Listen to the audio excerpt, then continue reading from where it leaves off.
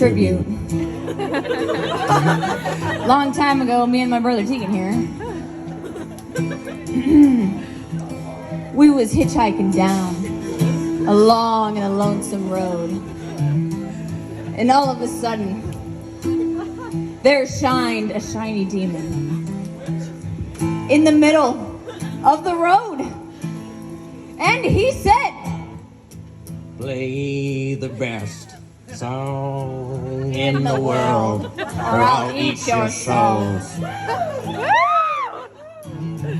Well, me and Tegan, we looked at each other, and we each said,